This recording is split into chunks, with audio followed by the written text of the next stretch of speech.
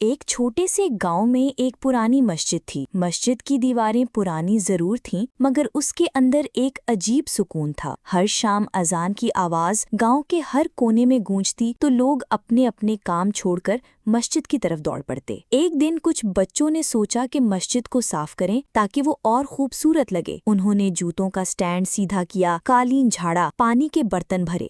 جب مغرب کی نماز کا وقت ہوا تو نمازیوں نے دیکھا کہ مسجد پہلے سے زیادہ روشن اور پاکیزہ لگ رہی ہے۔ سب کے دل خوش ہو گئے۔ امام صاحب نے بچوں کو دعا دی اور کہا، مسجد صرف اینٹوں اور دیواروں کا نام نہیں، یہ ایمان اور محبت کی جگہ ہے۔ جو اس کو سنوارتا ہے، اللہ اس کی زندگی کو سنوارتا ہے۔